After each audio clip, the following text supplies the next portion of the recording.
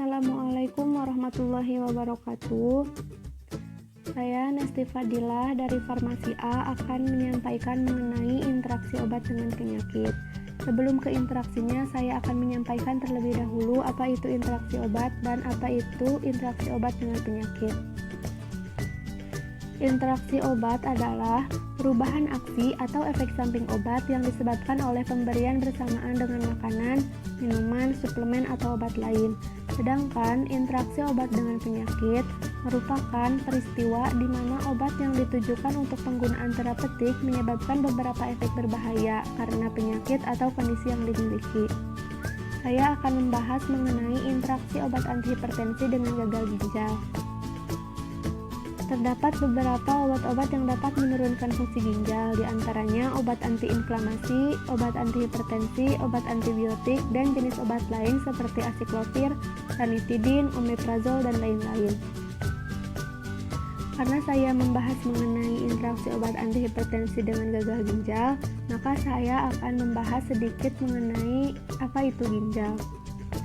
Ginjal merupakan salah satu organ bagi tubuh manusia yang berfungsi penting dalam homeostasis, yaitu mengeluarkan sisa-sisa metabolisme, menjaga keseimbangan cairan dan elektrolit, memproduksi hormon yang dapat mempengaruhi organ-organ lainnya. Salah satu contohnya adalah kontrol tekanan darah dalam menyeimbangkan tekanan darah. Ginjal bekerja didukung oleh aliran darah ke ginjal, jaringan ginjal, dan saluran pembuangan ginjal. Bila salah satu faktor pendukung terganggu, maka akan menyebabkan fungsi ginjal akan terganggu bahkan dapat berhenti.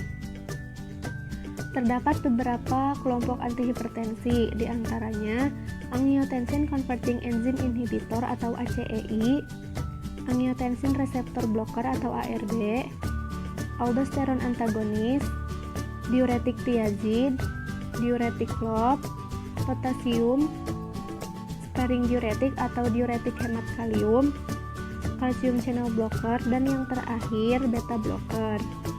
Interaksi obat golongan renin angiotensin aldosteron blokade dengan gagal ginjal. Yang pertama, golongan ACEI dan ARB. Penggunaan obat-obatan golongan ACEI dan ARB pada penderita gagal ginjal dapat menyebabkan peningkatan akut pada serum kreatinin dan resiko hiperkalemia. Selanjutnya, aldosteron antagonis. Penggunaan obat-obatan ini merupakan kontraindikasi pada pasien dengan serum kreatinin lebih dari 2 mg per desiliter pada pria atau lebih dari 1,8 pada wanita karena peningkatan risiko hiperkalemia. Saran: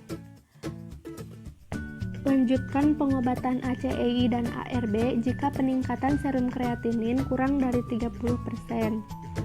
Jika terjadi hiperkalemia, dapat dilakukan penurunan dosis, evaluasi GFR dan konsentrasi kalium awal, dan lakukan pemeriksaan ginjal secara rutin.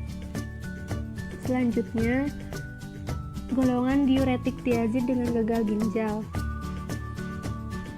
Diuretik hemat kalium dan bloker aldosteron dapat meningkatkan risiko hiperkalemia dan reduksi fungsi ginjal berlebihan. Diuretik klop dengan gagal ginjal pada penderita penyakit ginjal kronis, torsemid 40 mg sekali sehari menghasilkan efek natriuresif, hiperurisemia, dan hipokalemia. Hiperurisemia merupakan kondisi lebihnya kadar asam urat dalam darah yang juga menjadi penyebab penyakit gout. Golongan diuretik hemat kalium dengan gagal ginjal.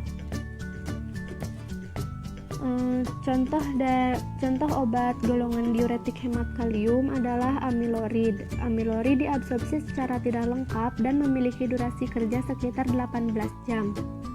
Terakumulasi pada penderita gagal ginjal dan dapat memperburuk fungsi ginjal. Dapat menyebabkan hiperkalemia ringan, sedang, atau bahkan mengancam jiwa.